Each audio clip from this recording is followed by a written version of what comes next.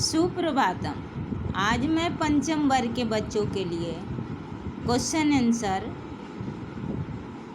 Chapter 3 का revision करा रही हूँ। संकलनात्मक मूल्यांकन, ठीक है। रिक्त स्थानों की पूर्ति करो, फिल इन द ब्लैंक्स, खाली स्थान को भरिए। क्या है? एक वचन, द्विवचन, बहुवचन। अब यहाँ दिया हुआ है बेटा रमा, रमे, रमाह। इसको आप लोग सुनकर और खुद उच्चारण करना सीखेंगे। रमा, ये सारे शब्द स्त्रीलिंग आकारांत है। लता, लते, लताः। वाटिका, वाटिके, वाटिकाः। यहाँ देखिए रमा भरा है तो रमे, रमा। अब यहाँ क्वेश्चन नंबर 1 का 2 में लता छोड़ दिया बेटा, तो यहाँ रमा है तो यहाँ लता होगा। लते, लताः। वाटिका, वाटिके, वाटिकाः। यमुना, यमुने, यमुनाः। यहाँ हम सारे स्त्रीलिंग शब्द को देखेंगे कि इसका आखिरी स्वर क्या है? आ की मात्रा है। आखिरी स्वर स्त्रीलिंग शब्द का पहचान भी है। आखिरी शब्द जिस शब्द में आ की मात्रा हो वे स्त्रीलिंग शब्द होते हैं। सेविका, सेविके, सेविकाः। पिपीलिका, पिपीलिके, पिपीलिकाः। शिक्षिका, शिक्षिके, शिक्षिकाः। कविता, कविते, कविताः।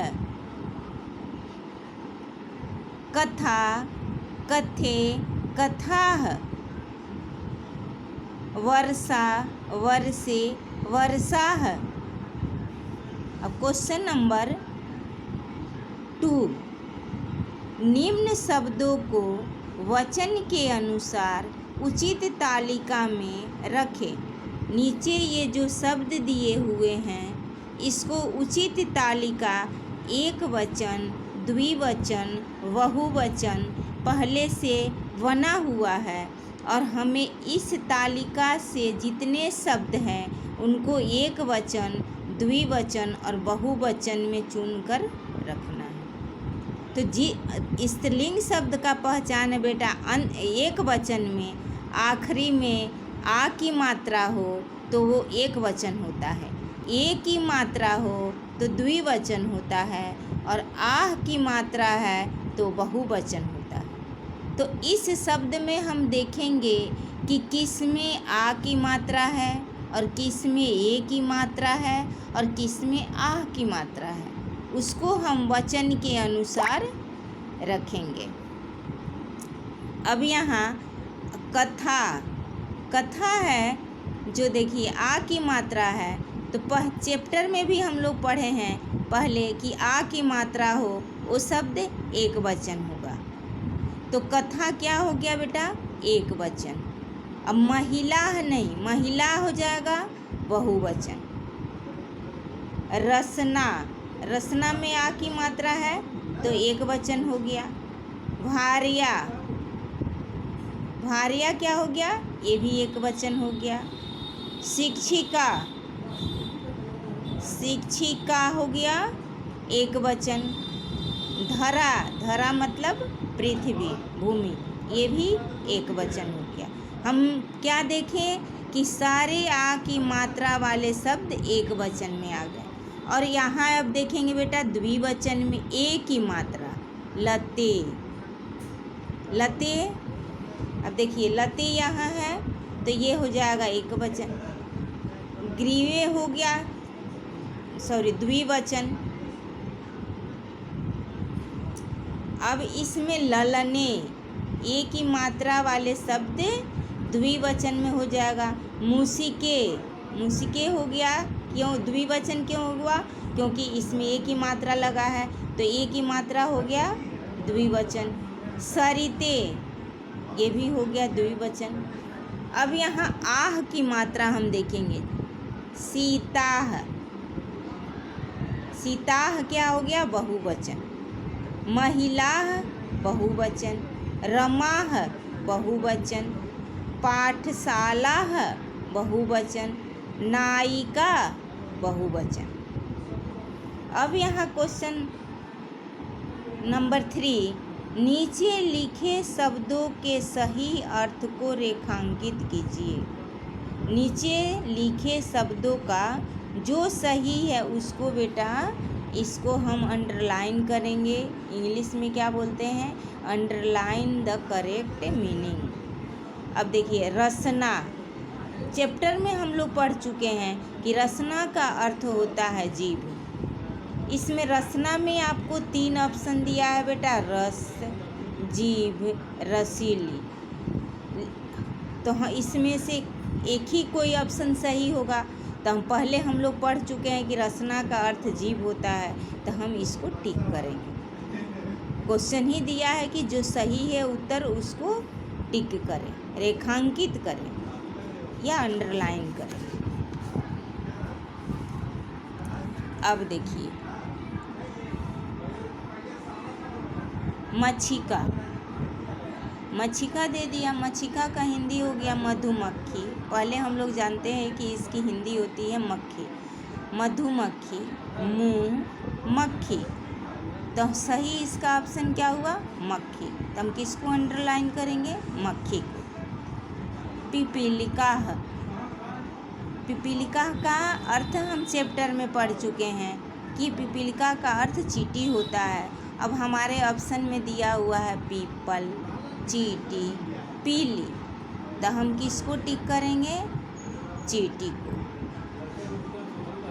चटका, चटका का अर्थ होता है चिड़िया, चटका का अर्थ होता है चिड़िया। अब यहाँ ऑप्शन में आपका है चिड़िया, चूहिया, चोटी, तो ये 2 ऑप्शन गलत हो गया, चूहिया, चोटी, और एक क्या चिड़िया हो गया। इसको सही आंसर है तो इसलिए इसको टिक करेंगे। भार्या, भार्या मतलब पत्नी। चैप्टर में हम लोग क्या पढ़े हैं? भार्या मतलब पत्नी। ऑप्शन में क्या है बेटा? भारी, भारतीय, पत्नी, तो हम क्या करेंगे? यहाँ पत्नी को अंडरलाइन करेंगे, टिक करेंगे। निशा, निशा नाम भी होता है, इसलिए ऑप्शन में लड़की, रात, निशान। निशा का हिंदी होता है रात। लड़की गलत हुआ, निशान गलत हुआ, सही क्या हुआ? रात। तो हम किसको टिक करेंगे? रात को। ग्रीवा, ग्रीवा का हिंदी होता है बेटा गर्दन। चैप्टर में हम लोग पढ़े हैं, पाठ में क्या पढ़े हैं? ग्रीवा का हिंदी होता है गर्दन। सही ऑप्शन इसमें हमारा होगा गर्दन, तो इसको हम गर्दन को टिक करेंगे। गोद और गरीब ये गलत है। अब हमारा क्वेश्चन नंबर 4, चित्रों को देखकर उचित शब्द लिखें। चित्रों को देखकर उचित शब्द लिखें। यहाँ पिक्चर दिया हुआ है और हमको इसको वचन के अनुसार ही नाम लिखना है, वचन के अनुसार ही हमें इसका नाम लिखना है। जैसे यहाँ बहुवचन है तो हम बहुवचन शब्द का ही प्रयोग करेंगे। छात्रः, छात्रा एक वचन हुआ, छात्रे द्विवचन हो गया, लेकिन यहाँ 2 से अधिक लड़कियां हैं तो हम क्या लिखेंगे? छात्राः। कलिके, क्योंकि कलिके यहाँ 2 कली है तो कलिका, कलिके। एक महिला है तो क्या लिखेंगे? महिला। 2 चिड़िया है तो यहाँ क्या लिखेंगे? कोकिले। 2 कोयल या चिड़िया, तो चिड़िया लिखेंगे तो चटके लिखेंगे, कोयल लिखेंगे तो कोकिले लिखेंगे। यहाँ नौका, एक वचन में नौका हुआ, द्विवचन में नौके, लेकिन यहाँ 2 से अधिक नौका है तो क्या लिखेंगे? नौका है। नासिका मतलब नाक, नासिका एक वचन में है तो हम नासिका लिखेंगे। अजा, अजा मतलब बकरी होता है, लेकिन यहाँ बहुवचन शब्द है बेटा, तो हम क्या लिखेंगे? अजाह। वाटिका, बगीचा। अब देखिए यहाँ अध्यापिका द्विवचन है, तो स्त्रीलिंग शब्द का अध्यापिका का द्विवचन होगा अध्यापिके।